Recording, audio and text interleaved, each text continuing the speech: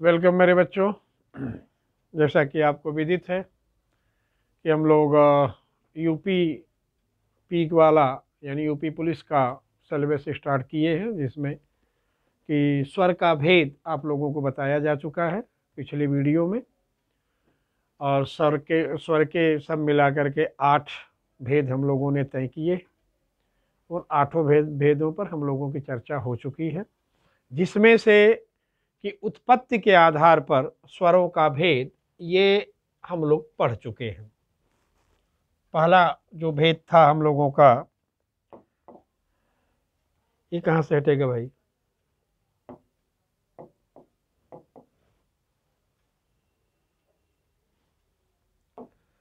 जिसमें पहला भेद हम लोगों ने किया था उत्पत्ति।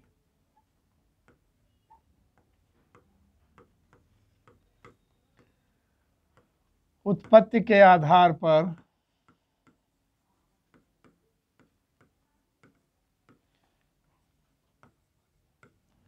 स्वर भेद, ये चैप्टर हम लोगों ने कंप्लीट कर लिया है मेरे बच्चों। अब आगे हम लोग बढ़ रहे हैं और वो रहेगा मात्रा के आधार पर स्वरों का भेद। आप लोगों के सामने मैं प्रस्तुत कर रहा हूं मात्रा। मात्रा के आधार पर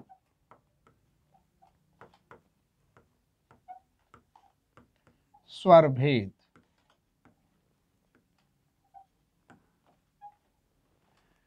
मेरे बच्चों, मात्रा के आधार पर अगर देखा जाए तो हमारे स्वर 3 होते हैं।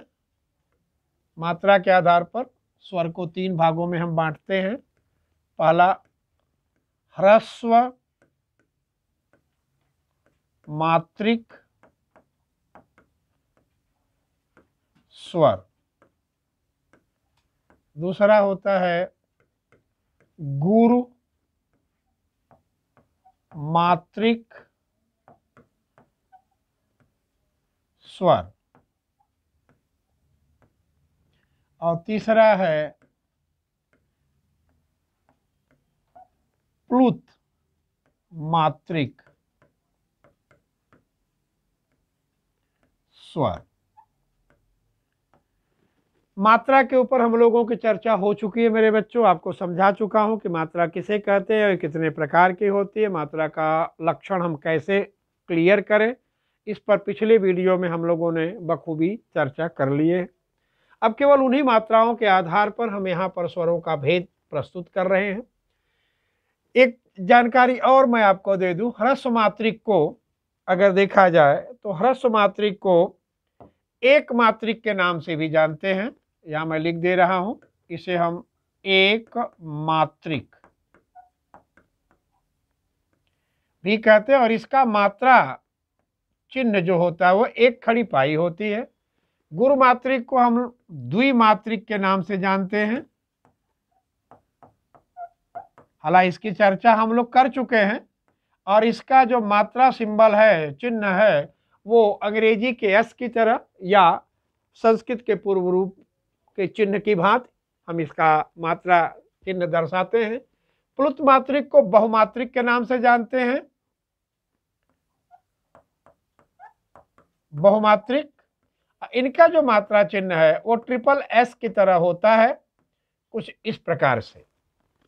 अब देखना है कि ह्रस्व मात्रा में कौन कौन स्वर आते हैं। ह्रस्व मात्रा में आने वाले स्वर कौन कौन से हैं, तो देखा जाए मेरे बच्चों तो ह्रस्व मात्रा में आता है अ, छोटी ई, छोटा ऊ और री। इनकी कुल संख्या 4 होती है। ह्रस्व मात्रिक स्वर अ, ई, ऊ, री 4 होते हैं। गुरु मात्रा में जब हम आते हैं तो इसमें आएगा आपका बड़ा आ, बड़ी ई, बड़ा ऊ, ए और ऐ, ओ और औ। इनकी कुल संख्या 7 होती है बच्चों।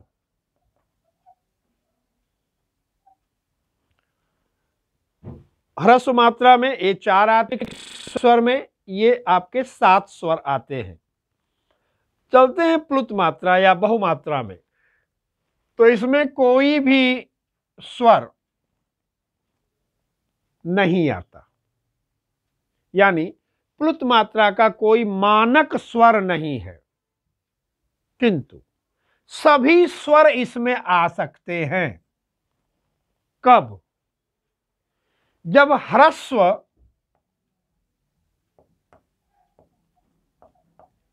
ह्रस्व मात्रा को 3 गुना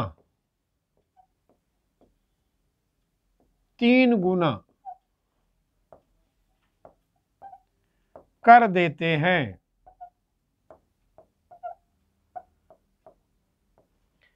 जब ह्रस्व मात्रा को हम 3 गुना कर देते हैं तो कोई भी स्वर ह्रस्व मात्रा में आ सकता है। बस शर्त क्या है कि जैसे अगर इसको हमें बहुमात्रिक बनानी है या प्लुत मात्रिक बनाना है तो इसके आगे हमको ट्रिपल एस लगाना पड़ेगा। आए अगर इसे हमें बहुमात्रिक बनानी है तो इसके आगे भी हमको ट्रिपल एस लगाना पड़ेगा। एक चिन्ह होता है मेरे बच्चों, आपको बताया भी हूं पिछले वीडियोस में कि ये मात्रा सामान्य भाषा में प्रयुक्त होने वाली मात्रा नहीं है। इस मात्रा का प्रयोग भाषाई व्यापार में विशेष प्रयोजनार्थ उपयोग में लाते हैं। वे प्रयोजन कौन कौन होते हैं?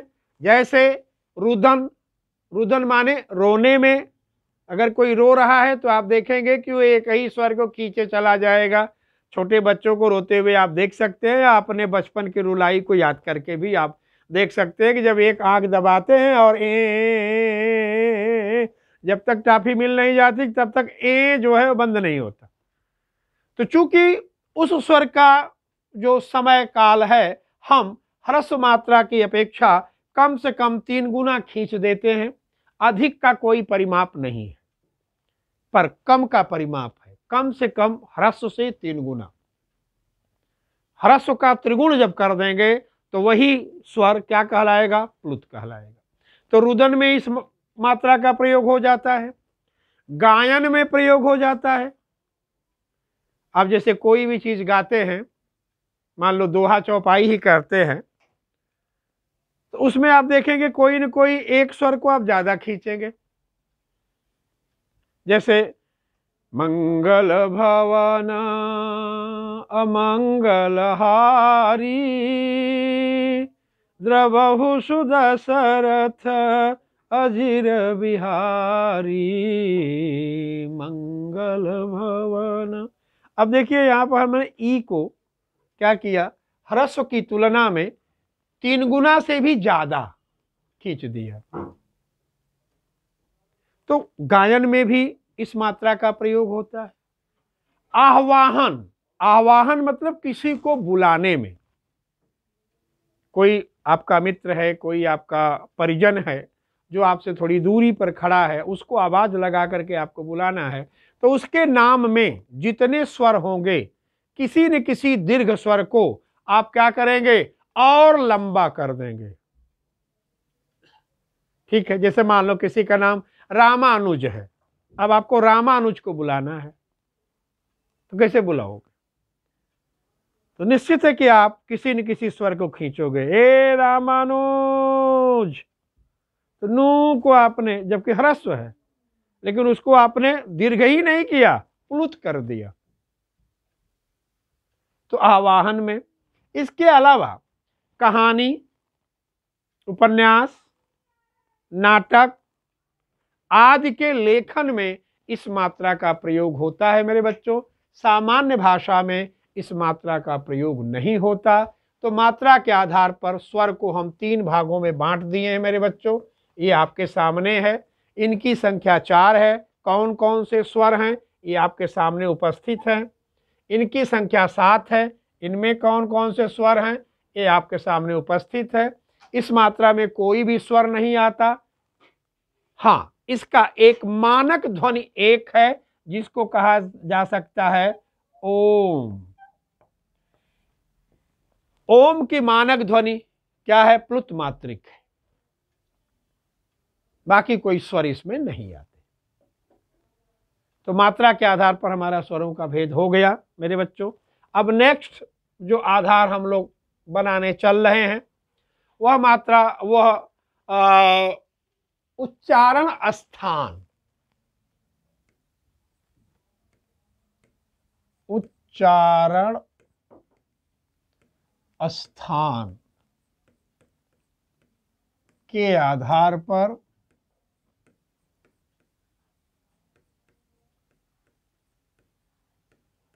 स्वर भेद।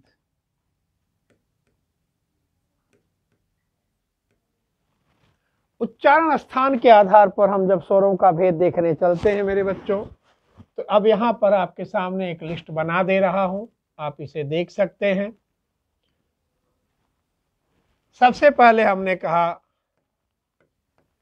कंठ,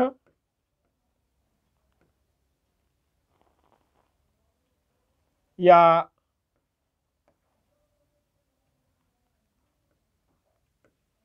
कंठीय स्वर। मेरे बच्चों इसमें आता है आपका अ और आ। इसके बाद आता है आपका तालव्य,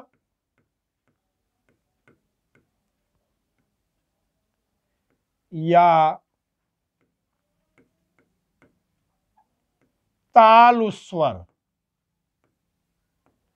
इस पर आप गौर करोगे तो इसमें आएगा आपका ई और बड़ी ई।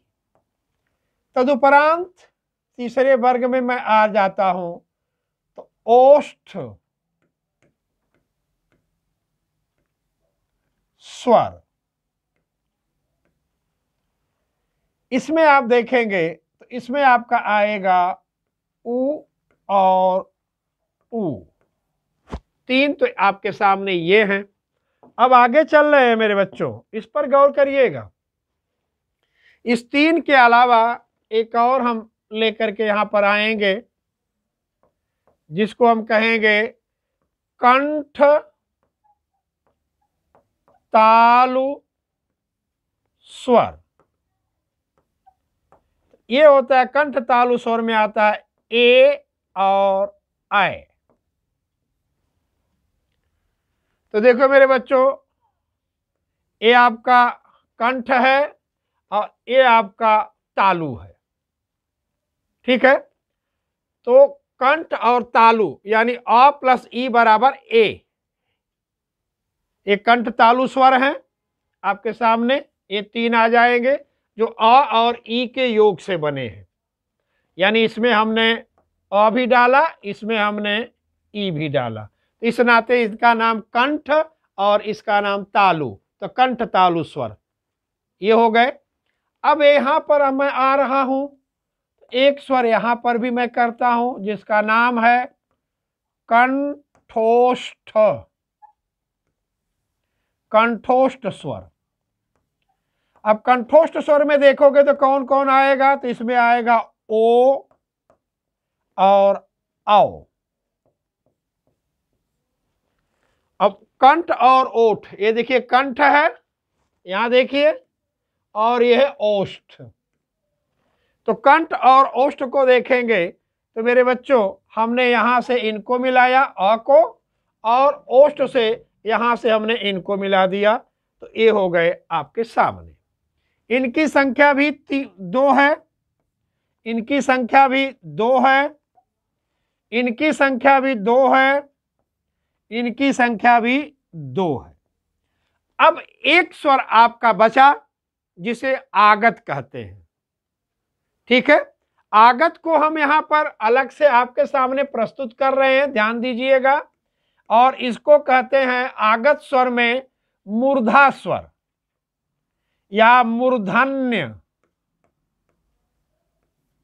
या मूर्धा स्वर। ये स्वर कौन सा है मेरे बच्चों? तो ये स्वर है री। इनकी संख्या 1। अब आप यहां पर देख सकते हैं, मिला सकते हैं, जोड़ सकते हैं मेरे बच्चों कि यहां की संख्या 2 है। कौन कौन से हैं? अ आ कंठ स्वर में।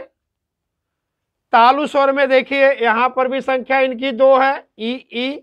कंठ और तालु को जब मिक्स कर दिए तो यहां पर भी संख्या 2 है, जिनको हम कहेंगे कंठ तालु स्वर।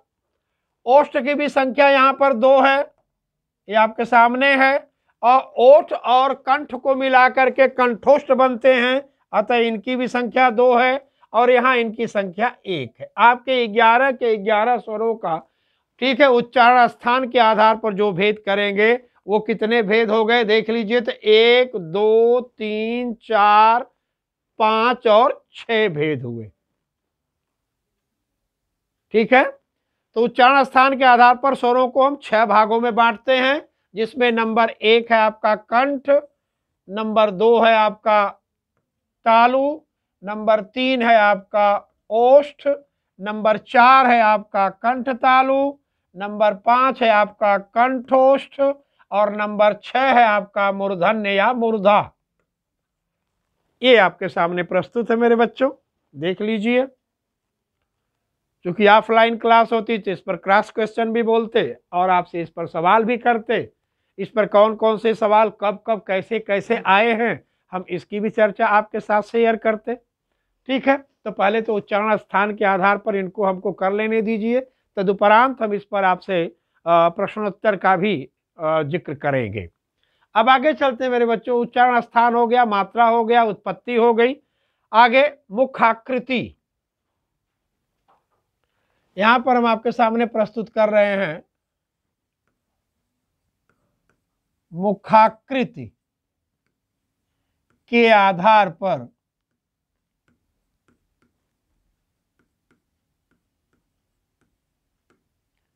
स्वर भेद। तो मुखाकृति को जब हम आधार बनाते हैं मेरे बच्चों, तो स्वर को 2 भागों में बांट देते हैं। एक वृत्त स्वर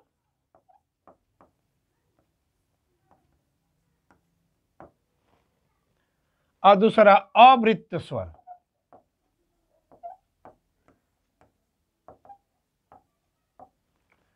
वृत्त स्वर का तात्पर्य कि जिन स्वरों के उच्चारण में आपके मुख का आकार गोल होता है उनको हम वृत्त स्वर कहते हैं। ठीक है, इसमें कौन कौन आते हैं? तो इसमें आते हैं उ, ओ और औ। इनकी संख्या 4 है। अवृत्त स्वर में अगर देखें तो अवृत्त स्वर में आने वाले स्वर हैं अ, आ, ए, ऐ तथा री। इनकी संख्या कितनी है? 5 है। ठीक बच्चों,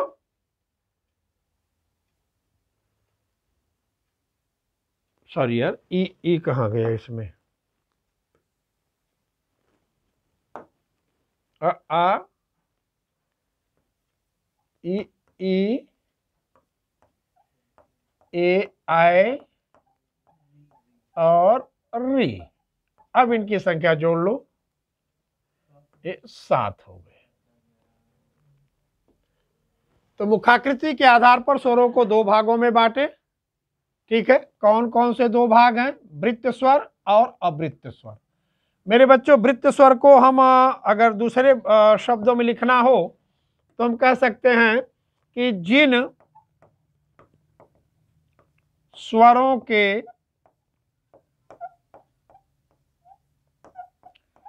उच्चारण में मुख की आकृति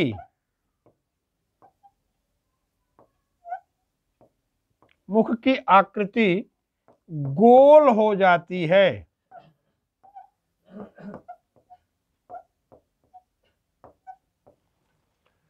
ठीक है। जिन स्वरों के उच्चारण में मुख की आकृति गोल होती है उनको हम वृत्त स्वर कहते हैं, और जिन स्वरों के उच्चारण में हमारे मुख की आकृति गोल नहीं होती उनको हम अवृत्त स्वर कहते हैं।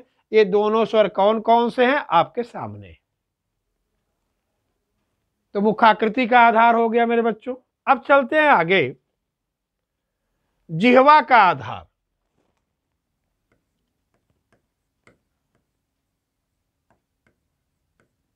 जिह्वा के आधार पर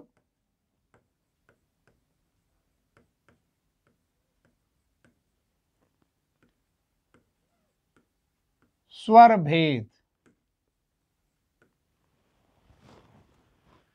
तो जिह्वा के आधार पर स्वर का भेद अगर करें मेरे बच्चों तो यहां पर भी हमारी 3 भाग बनेंगे।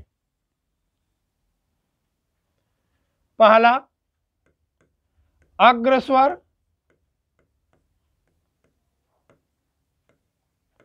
दूसरा मध्य स्वर, और तीसरा पश्च स्वर। अब इस पर आपको मैं दिखाऊं कि कौन कौन से स्वर किसमें किसमें आएंगे। तो अग्र स्वरों की अगर बात करें हम, तो अग्र स्वर में आने वाला स्वर है ई, ई, ए और ऐ। मध्य स्वर में सिर्फ 2 आएंगे, वह है अ और आ। पश्च स्वर में उ और उ, ओ और आओ। ये स्वर आपके सामने प्रस्तुत है। अब कैसे है, तो मान लो सपोज कि हम यहाँ पर एक जीभ का परिकल्पना करते हैं कि ये जीभ है। तो आप देखेंगे तो ये जीभ का अग्रभाग है, अग्रभाग। ये जीभ का मध्य भाग है,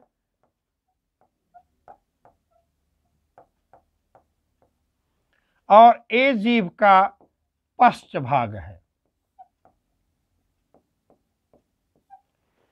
अब यहां पर अगर आप गौर फरमाएंगे मेरे बच्चों तो आप देखेंगे अग्रभाग से कौन कौन आ रहा है। तो अग्रभाग से आने वाले स्वर हैं ई, ई, ए और ऐ। ये इस भाग से आता हुआ स्वर है। मध्य भाग में देखेंगे तो इसमें आएगा अ और आ। ये मध्य भाग का स्वर है। और इसमें देखेंगे तो इसमें आएगा उ, ऊ, ओ और औ। ये पश्च भाग का स्वर है। तो जीभ के आधार पर आपने देख लिया। अब यहां पर एक अतिरिक्त प्रश्न बनता है, वो है आ। मेरे बच्चों, आ को अर्ध पश्च के नाम से जानते हैं। अ के 2 नाम है, मध्य स्वर भी है, इसको मध्य स्वर भी कह सकते हैं, और इसे अर्ध पश्च स्वर भी कह सकते हैं। तो ये आपके सामने जिह्वा के आधार पर स्वरों का जो वर्गीकरण है वो आपके सामने है मेरे बच्चों। अब हम लोग चल रहे हैं श्वास के आधार पर स्वरों का भेद करने। किसके आधार पर मेरे बच्चों? तो ये आएगा श्वास, श्वास के आधार पर।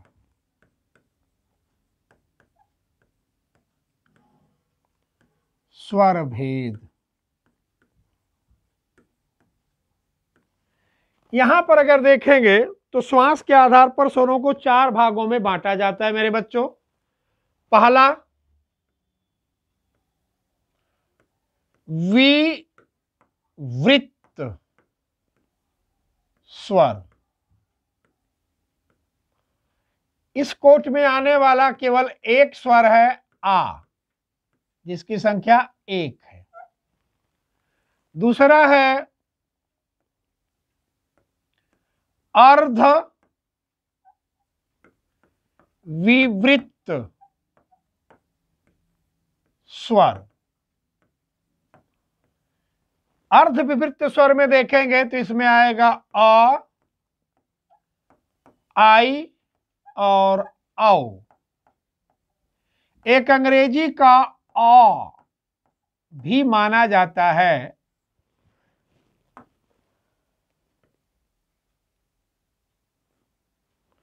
एक अंग्रेजी का आ भी होता है, लेकिन इसकी संख्या आप 3 ही मानेंगे। एक, क्योंकि ये अंग्रेजी का ध्वनि है, हिंदी के ध्वनि से कुछ लेना देना नहीं है। तीसरा आते हैं तो तीसरा है संवृत्त स्वर।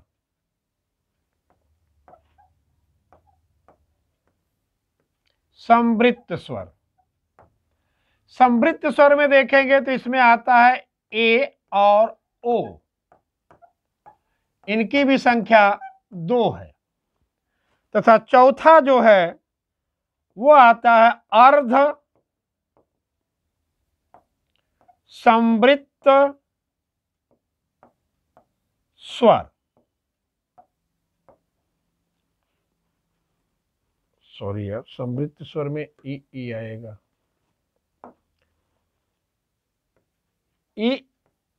ई, उ और उ, इनकी संख्या 4 है बच्चों। अर्ध संवृत्त की स्थिति अगर बनाई जाती है तो अर्ध संवृत्त की स्थिति में आता है ए और ओ। इनकी संख्या 2 है। तो चारों चीज आपके सामने है मेरे बच्चों, विवृत्त स्वर, अर्ध विवृत्त स्वर, संवृत्त स्वर, अर्ध संवृत्त स्वर। श्वास के आधार पर 4 भागों में हम स्वर का भेद करते हैं। अब रह गया सवाल कि इनको वृत्त, अर्ध वृत्त, संवृत्त ये सब है क्या यार, कैसे कैसे मैं इसको जानूं। तो देखो मेरे बच्चों, वृत्त स्वर को कहते हैं पूरा खुला, अर्ध विवृत्त को कहते हैं आधा खुला,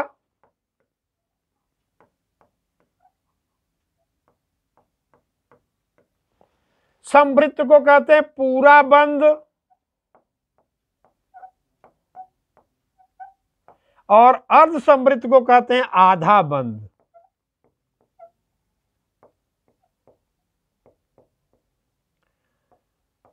ठीक है, अब ये तो समझ में आ गया है, लेकिन एक चीज समझ में नहीं आता कि आधा खुला और आधा बंद वाली जो पोजीशन है इसका क्या मतलब है। इसमें से तो या तो आधा खुला कहें तो आधा ऑटोमेटिक बंद है, या आधा बंद कहें तो ऑटोमेटिक आधा खुला है। फिर इसको 2 वर्ग क्यों बनाया गया, इसके लिए मेरे बच्चों आप लोगों को और थोड़ा सा मैं क्लियर कर दूं।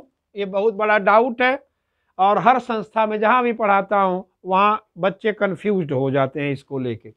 तो मैं यहां पर आप लोगों के सामने प्रस्तुत कर रहा हूं कि चूंकि श्वास के आधार पर है तो श्वास नलिका को हम यहां पर आधार बनाएंगे।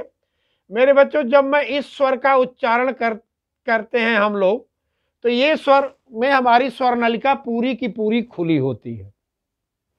लेकिन जब इसमें आते हैं तो इसमें आप देखेंगे तो इसमें हमारी स्वर नलिका नीचे से बंद हो जाएगी और ऊपर से खुली रहेगी, कुछ इस तरह से। इसका जब उच्चारण करते हैं तो हमारी स्वर नलिका पूरी की पूरी बंद हो जाती है। ये पूरी की पूरी बंद है, इसमें जरा सा भी गुंजाइश कहीं से भी नहीं होता है। लेकिन जब अर्ध संवृत्त में आते हैं तो हमारी स्वर नलिका का पोजीशन कुछ इस तरह से हो जाता है कि यहाँ देखिए ऊपर खुला है नीचे बंद है, यहाँ क्या हो जाएगा, ऊपर बंद हो जाएगा नीचे खुला रहेगा। यही अंतर है इन दोनों में, जहां हमारे बच्चे सबसे ज्यादा कंफ्यूज होते हैं। ये हमारे श्वास की जो नली है उसका ये आधार है, उसी के आधार पर ये स्वरों का भेद किया गया है। ये सबसे इंपॉर्टेंट है, सबसे ज्यादा पूछा भी जाता है। अगर आप प्रैक्टिस सेट लगाते होंगे तो आप देख सकते हैं सबसे ज्यादा पूछे जाने वाले यही श्रीमान जी हैं। ठीक मेरे बच्चों, तो इनको आप देख लीजिए। अगर कोई डाउट आपको बनता है, कोई प्रश्न बनता हो, तो आप कमेंट बॉक्स में डाल सकते हैं, उसका हम पूर्णतया निवारण और निराकरण करेंगे। नेक्स्ट में चलते हैं शिरोरेखा के आधार पर। अब आपके सामने हम रख रहे हैं शिरोरेखा। शिरोरेखा के आधार पर स्वरों का भेद।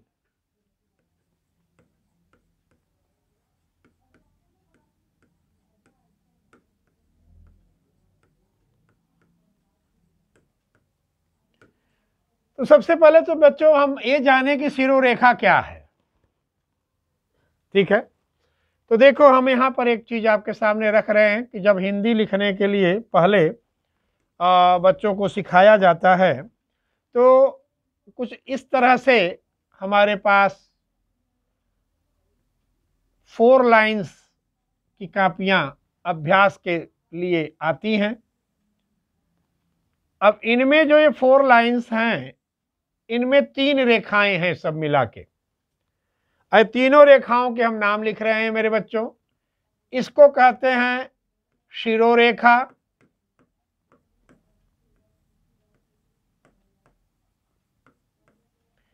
इसको कहते हैं मध्य रेखा,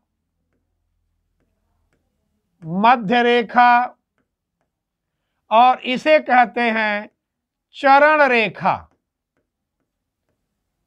चरण रेखा। ये 3 रेखाएं हैं मेरे बच्चों। इन तीनों रेखाओं पर लगने वाले जो स्वर हैं, तीनों रेखाओं पर जो लगने वाले स्वर हैं, उनको इन्हीं के आधार पर विभक्त किया जाता है। तो अब आप देखिए कि इसमें कौन कौन से स्वर कहां कहां लगेंगे। तो अ का स्वर तो यहां 0 होता है, इसलिए इसको अ को अवर्ण कह देते हैं। आ की मात्रा आप मध्य रेखा में लगाते हैं। छोटी ई बड़ी ई की जो मात्रा है वो भी मध्य रेखा में ही चलती है। ऊ की मात्रा हमेशा हम चरण रेखा पर लगाते हैं। री की भी मात्रा चरण रेखा पर लगती है।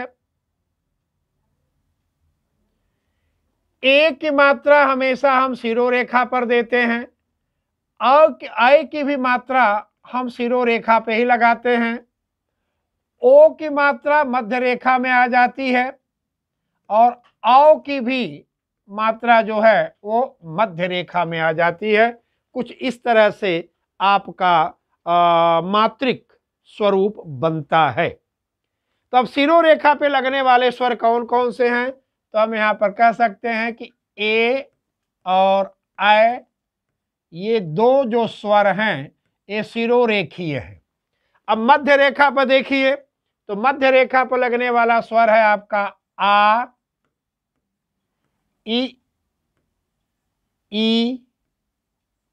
ओ और औ। ये 5 स्वर जो हैं वह मध्य रेखीय हैं। चरण रेखा पर लगने वाले स्वर कौन कौन से हैं, तो यह है आपका उ, बड़ा उ और री। इनकी कुल 3 संख्या है। अब सवाल ये आता है कि जब स्वर सारे के सारे हमारे 11 हैं, तो यहां 10 ही क्यों दिखा रहा है? अ कहां गया? ये गया कहां? तो मेरे बच्चों इसकी मात्रा नहीं होती। मात्रा का मतलब उच्चारण में नहीं, सिंबल में। ये जो चिन्ह देख रहे, मात्रिक चिन्ह, वो अ का नहीं होता। इसलिए अ को अवर्ण भी कहते हैं। और ये सवाल बार बार पूछा गया है कि स्वरों में अवर्ण स्वर कहलाने वाला स्वर बताइए, कौन सा स्वर अवर्ण कहलाता है? तो अ जो है वो अवर्ण कहलाता है। क्यों कहलाता है? क्योंकि उसका कोई मात्रिक चिन्ह नहीं होता। बाकी सबके होते हैं मात्रिक चिन्ह, देखिए यहाँ पर सारे स्वर है, पर इसमें अ आपको नहीं दिखेगा, कहीं पर भी आपको अ नहीं दिखेगा। क्यों? क्योंकि अ अवर्ण है, अवर्ण होने के नाते इसका कोई मात्रिक चिन्ह नहीं होता। ठीक है, तो अब आपके सामने मेरे बच्चों स्वर का जो भेद थे वो आपको प्रस्तुत किया हूं। इससे संबंधित अगर आपका कोई डाउट बनता हो तो आप पूछिएगा। अगला चैप्टर अब हम व्यंजन के भेद पर बनाएंगे आप लोगों के सहयोग हेतु। ठीक है, तब तक के लिए बहुत बहुत धन्यवाद मेरे बच्चों।